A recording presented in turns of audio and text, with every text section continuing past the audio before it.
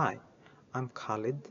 Today, I will walk you through my redesign of the digital learning experience for the VART 1001 at the University of Riverland. Our first year visual arts studio course called Foundation Studio Practice. The teaching team there introduced a flipped learning model called Flip the Studio, hoping to free up studio time for making and creating by moving theory and technical demonstrations online. It was a reasonable idea in principle, but in practice it failed, and I'll explain exactly why in a moment. What I want to do today is walk you through three things. First, why the original design didn't work. Second, how I approached redesigning it. And I mean, including the frameworks and stakeholders involved. And third, a full walkthrough of what I actually built, the theory behind each design decision, and how I would evaluate whether it's working. Let me give you some context. VART 1001 has 65 first year students, and this cohort is genuinely diverse. 15% are international students, 12% identify as having disability or additional learning needs, and 8% are mature age students returning to study after time away. That diversity matters a lot for what I'm about to show you. The original Flip the Studio model asks the students to watch 30 to 40-minute pre-recorded video lectures before each studio session, complete a 10-question quiz, and then come to the class ready to discuss and work. The problem is that Canvas analytics showed only 30 to 45% of students actually watched the videos before class, and many never watched them at all. Beyond that, low engagement number, students reported feeling lost in the studio, the theory and the practice felt completely disconnected from each other, and accessibility was essentially an afterthought. No captions, no transcripts, nothing for students with unreliable internet at home. So why did this happen? I think there are three root causes here, and that directly shaped how I approached the redesign. First, there was no real pedagogical scaffolding. The model assumed students would arrive at the university already capable of fully self-directed learning, which is really true, especially in the first year. Second, inclusive design was almost entirely absent from the original plan. No captions, no downloadable content, videos that ran far too long for sustained attention, particularly for students with ADHD or processing difficulties. And third, there was no invisible bridge built between the online theory and the in-person studio work. So students experience the quiz content as disconnected buzzwork rather than something that actually fed into their art making. For that reason itself, I used ADDIE, analyze, design, develop, implement, and evaluate, as my operating instructional design framework, because it keeps a structured, iterative process rather than just guessing at a solution. I combine that with the community of inquiry framework from Castellanos Reyes review, which identifies three presences that needs to exist in any online or blended learning environment: teaching presence, social presence, and cognitive presence. The original Flip the Studio design had almost none of this. Minimal teaching presence in the online space, no social presence at all, and cognitive presence was simply assumed rather than actively designed for. On the stakeholder side, I identified 6 groups who needed a role in this redesign: lecturers and tutors as content leads, the students themselves who were consulted through the existing mid-semester feedback process, the additional technology team for the Canvas and H5P setup, disability services for UDL compliance, international student support for language access, and the digital fabrication lab coordinator to keep technical content aligned. The RACI matrix lays out exactly who is responsible, who is accountable, who needs to be consulted, and who simply needs to be informed across each major task in the redesign. A few things are worth pointing out here. Accessibility and captioning work sits jointly with the EdTech team and disability services. It's never treated as one person's side responsibility, which I think was part of why it got skipped in the original design. Students are consulted at multiple points, not just informed after decisions are already made, and studio facilitation stays clearly owned by the lecturers and tutors. Even though so much of the content delivery has moved online, the human relationship in the room still matters enormously. Now let's actually look at what I built. This is the Canvas homepage students see when they log in each week. I kept this deliberately simple and clean. There is an announcement orienting students to what's happening in the week, a clear list of the weekly modules so students always know exactly where they are in the course, and visible support resources for accessibility, well-being, and academic skills setting right on the homepage rather than buried 3 clicks deep in a menu somewhere. This homepage is the entry point into everything else, as I'm about to show you, and I wanted that first impression to feel organized and supportive rather than overwhelming, which is part of what students said the original design felt like. Every single week in this redesign follows the same 5-step structure, and consistency itself is a deliberate design choice. It reduces the cognitive load of simply figuring out what to do each week.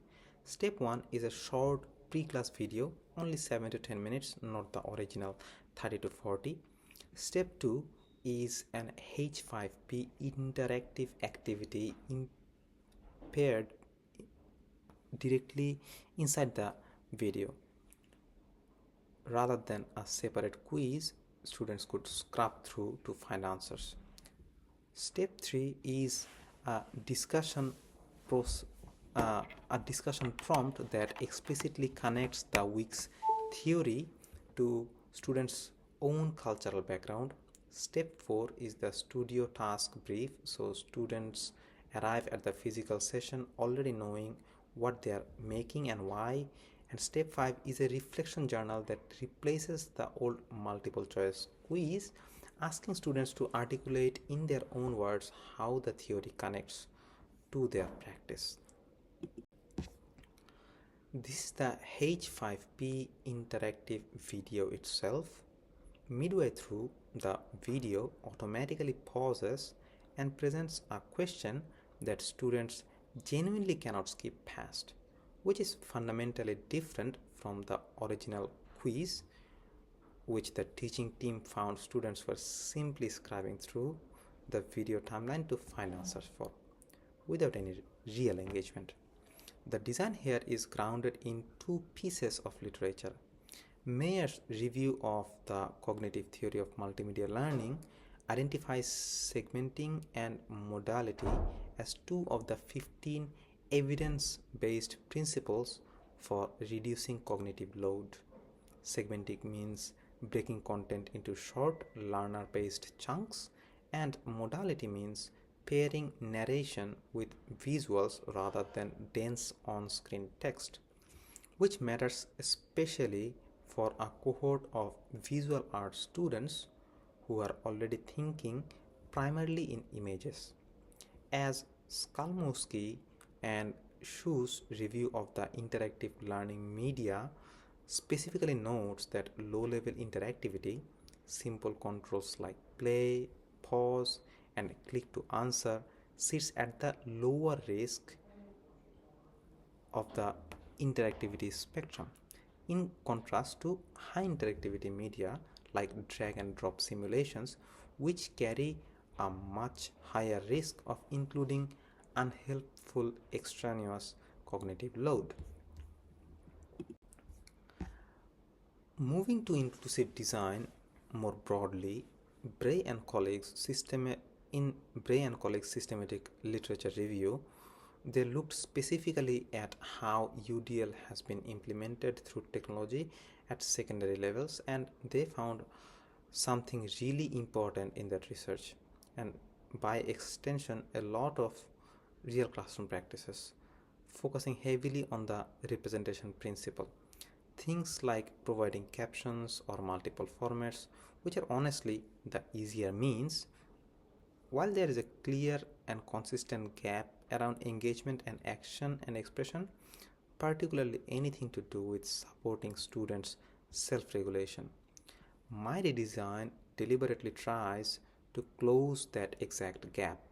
The built-in group studio structure I'll show you next is specifically an investment in engagement, not just representation. And I want to be upfront about something Bray et al. Also flagged. Simply offering more choice to students isn't automatically a good thing, because too much unstructured choice increases actually cognitive load if it's not carefully scaffolded. So every choice pointed in this redesign is intentional rather than just adding options for the sake of it.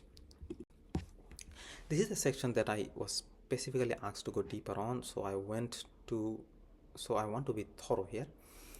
Diplock et al.'s chapter identifies 5 key ideas from the multi-year research from South Australian teachers. The first is strongly connecting the students' life worlds. Studio briefs invite students to draw on their own cultural heritage rather than starting from a purely Western canon. The second is viewing cultural differences as an asset rather than a deficit. Pre-class videos open with diverse contemporary artists before historical context. The third is offering high challenge. The authors are explicit that lowering expectations out of misplaced care is its own form of racism. So every student access the full theoretical content just through differentiated H5P pathways. The fourth is fostering a critically conscious or activist orientation, which is why critics explicitly discuss power and representation, not only technique. And the fifth is enabling students to express their learning multimodally and beyond the classroom, connecting the choice of medium and the final public exhibition. All 5 are embedded explicitly in the design, not just gestured at. I was also told to look into Belbin's team roles for group formation, so let me walk through that properly.